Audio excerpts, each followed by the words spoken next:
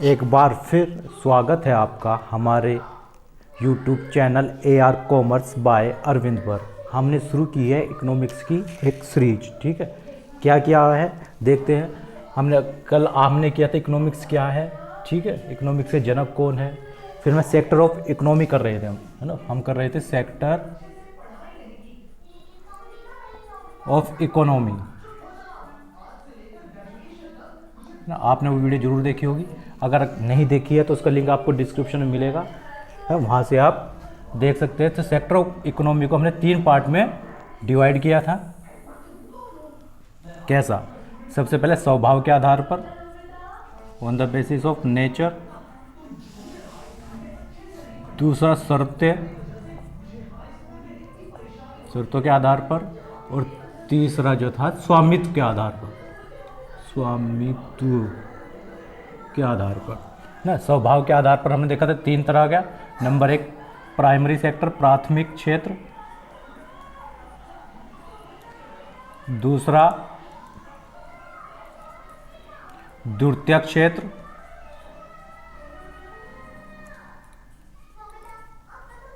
और तीसरा है ना तृतीयक या टर्सरी क्षेत्र जो होता है, सेवा क्षेत्र जिसे कहते हैं।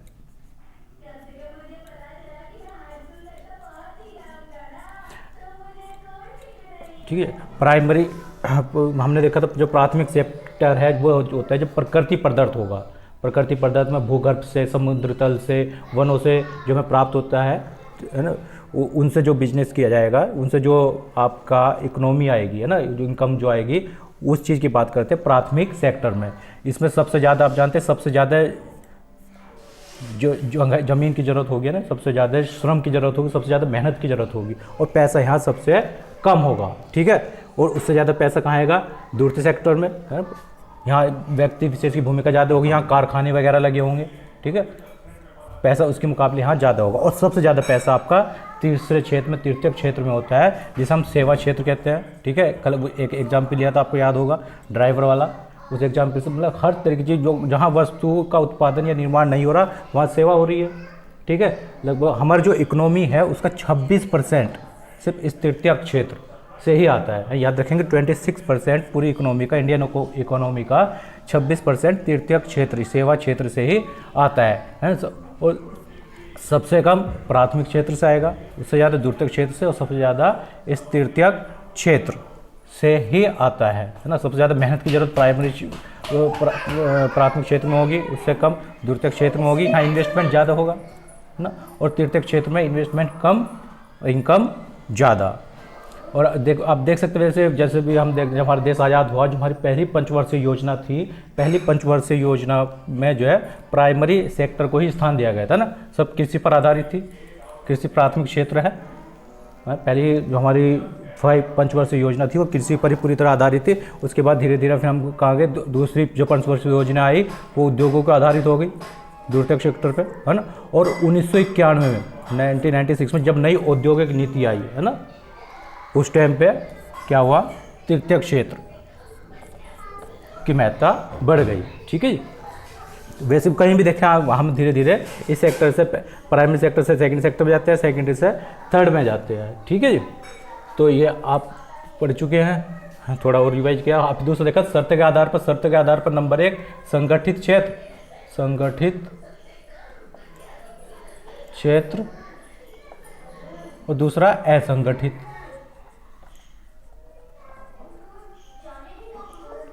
संगठित क्षेत्र में आपको बताया था यहाँ से, संगठित जहाँ सब चीज़ फिक्स होगी। क्या क्या फिक्स होगी, है ना।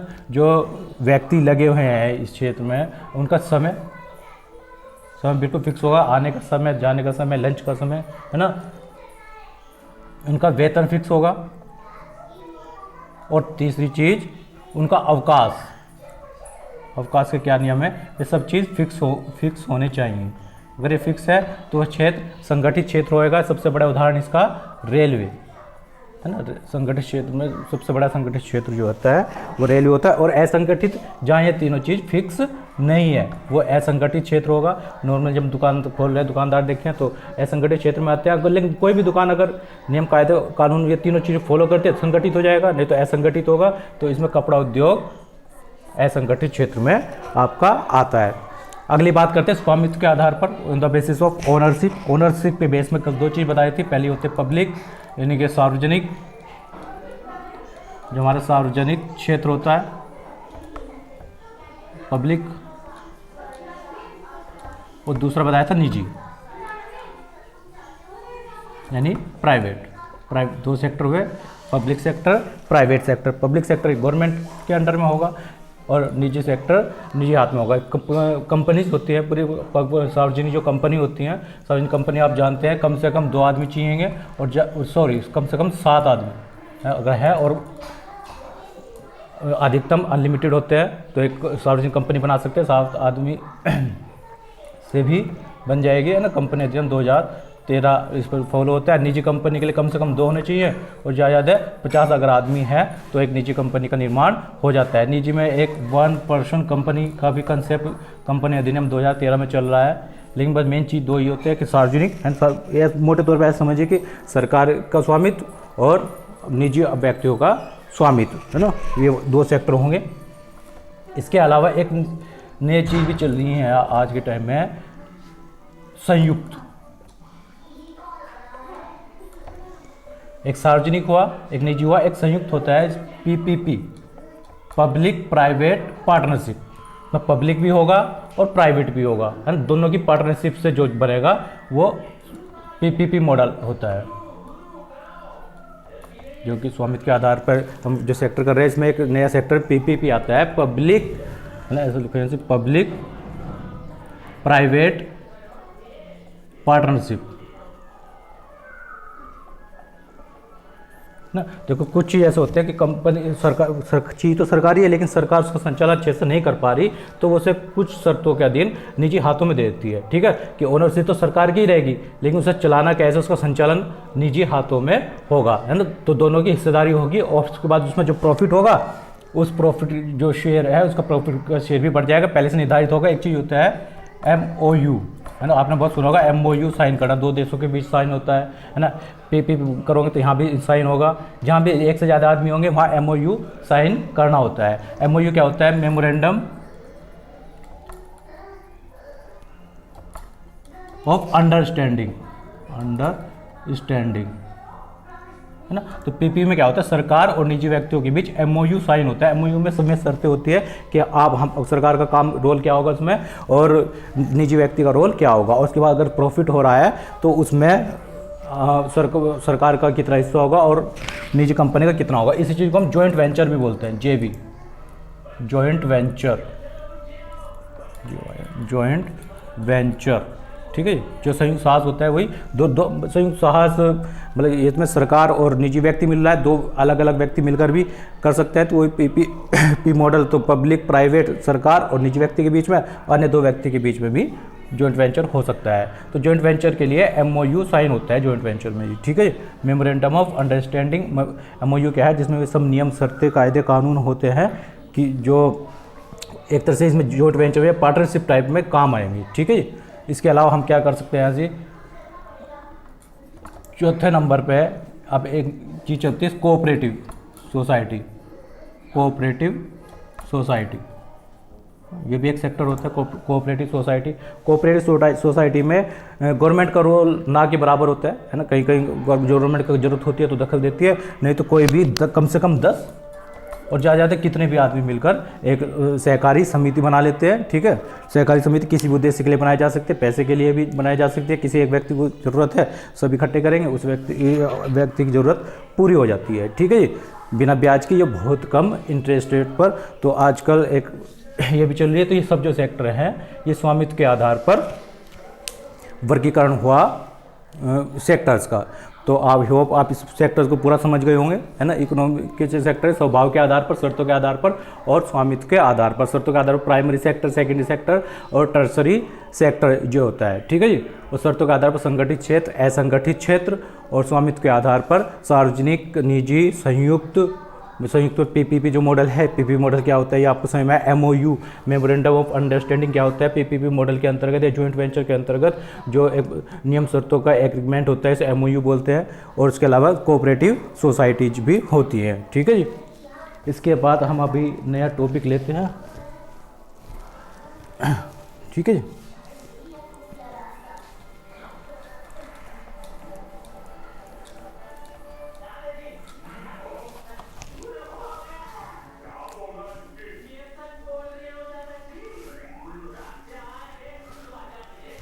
नया टॉपिक हम स्टार्ट करते हैं। एक चीज़ होता है प्रोडक्शन, उत्पादन। आप जानते हैं उत्पादन क्या होता है ना। जो हमारे उद्योगपति है ना, ये जो जिस वस्तु या सेवा का जो निर्माण करते हैं वो निर्माण ही उत्पादन कहलाता है ना। हमारी मनुष्य की आवश्यकता की पूर्ति के लिए, है ना, जिन वस्तुओं की या सेवाओं का निर्माण किया जाएगा उस निर्माण को ही उत्पादन कहते हैं। किसी वस्तु को बनाना वही चीज़ उत्पादन है। लेकिन बात होती है कि उत्पादन तो ठीक है, उत्पादन के कारक, यहाँ ऐसे लिख दो आपको, देखिए यहाँ देखो, हम बात करें प्रोडक्शन यानी उत्पादन। तो उत्पादन तो आप समझिए, है ना, किसी वस्तु या सेवा का निर्माण करना उत्पादन कहलाता है। लेकिन उत्पादन के कारक की बात करते हैं हम, बात करते हैं उत्पादन के कारक, factors of production, factors of production.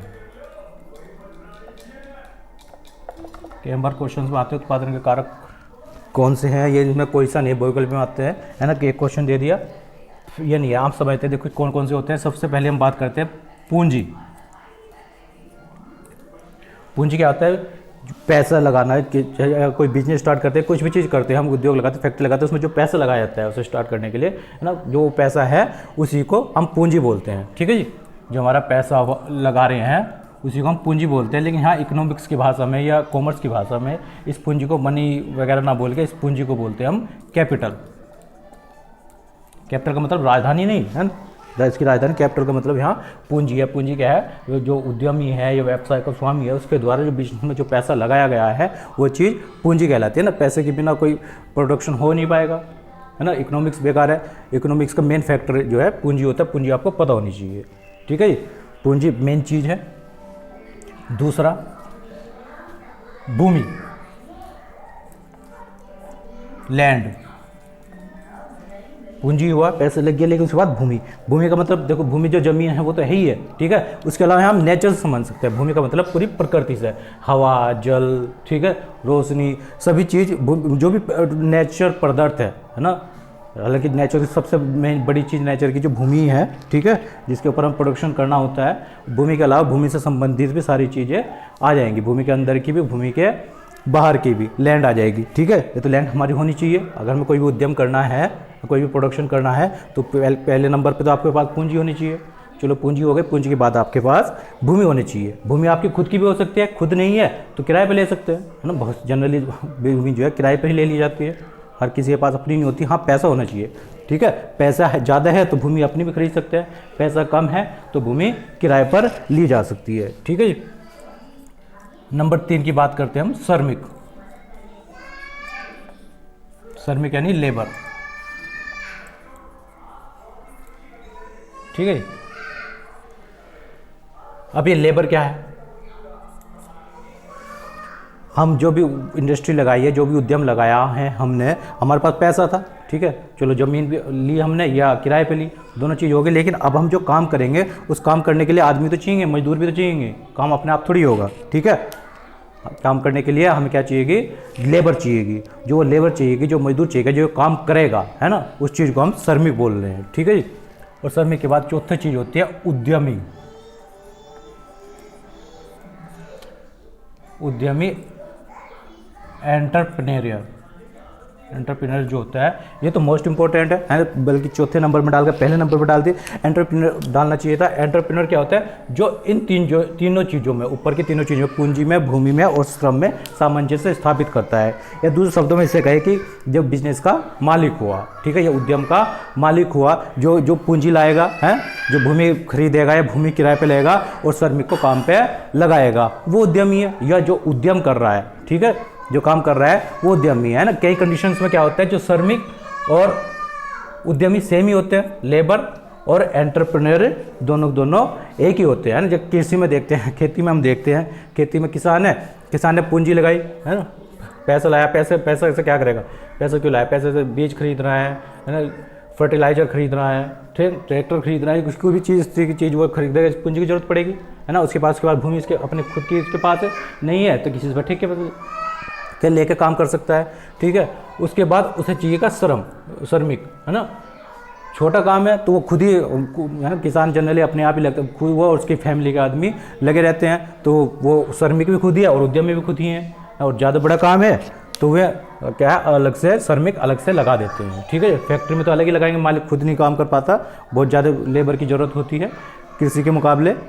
तो उद्यमी और श्रमिक एक आदमी भी हो सकता है, नहीं तो अलग अलग भी हो सकते हैं, ठीक है जी।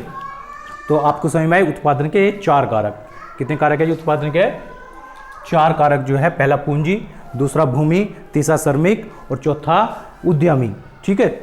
आगे बढ़ते हैं, अगर चारों कारक समझ में आ गए तो इन 4 चीज़ से हम एक चीज़ और निकाल सकते हैं, पूंजी, भूमि और श्रमिक से किसी भी देश की अर्थव्यवस्था जो कितने प्रकार की होती है, अर्थव्यवस्था 3 प्रकार की होती है। अर्थव्यवस्था, अर्थशास्त्र नहीं, अर्थव्यवस्था जो इकोनॉमी होती है किसी देश की, वो 3 प्रकार की होगी और वो इन 4 के बेस पर ही निकाली जाएगी। कैसे निकाली जाएगी? अगर किसी देश में चारों चीज, पूंजी, भूमि, श्रमिक और उद्यमी जो है सरकार के पास है, ये सब चीज़ सरकार के पास है, सरकारी पूंजी लगा दी है, सरकार की भूमि है, सरकार के ही श्रमिक है, सरकार ने श्रमिक लगाया, सरकार ही उद्यमी है, एंटरप्रेन्योर कौन है? सरकार ही है। तो वो अर्थव्यवस्था कैसी हुई? समाजवादी। तब उस अर्थव्यवस्था को हम कहते हैं समाजवादी अर्थव्यवस्था, समाजवादी अर्थव्यवस्था।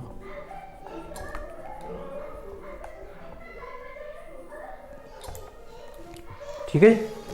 हाँ, अगर ये चारों चीज़ सरकार के पास में होगा, किसके पास है? निजी हाथों में है ना, किसी प्राइवेट आदमी के पास है, तो वो क्या कहलाएगी? कौन सी अर्थव्यवस्था होगी? पूंजीवादी। तब वो अर्थव्यवस्था होगी पूंजीवादी अर्थव्यवस्था।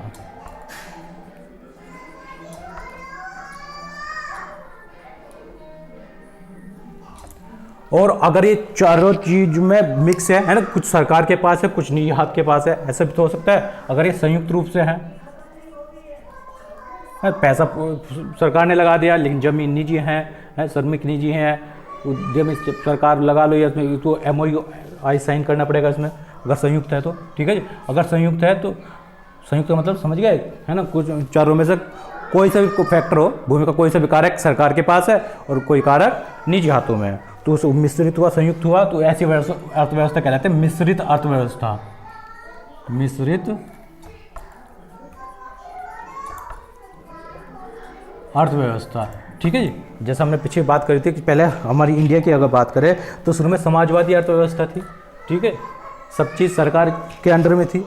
फिर क्या हुआ? उसका कुछ निजीकरण होना शुरू किया, कुछ निजी हाथों में गई। ठीक है, अभी भी बात करें तो हमारे पास सरकार के पास भी है और कुछ चीज़ निजी हाथों में भी है ना।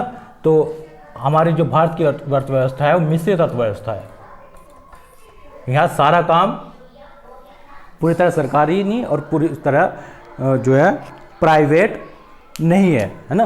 यानी कुछ काम सरकारी है और कुछ काम प्राइवेट है। हालांकि अब धीरे धीरे सबका निजीकरण होते जा रहा है, हम जो है पूंजीवादी अर्थव्यवस्था की ओर बढ़ रहे हैं। ठीक है, लेकिन अभी हमारी जो अर्थव्यवस्था है वो कौन सी है? मिश्रित अर्थव्यवस्था।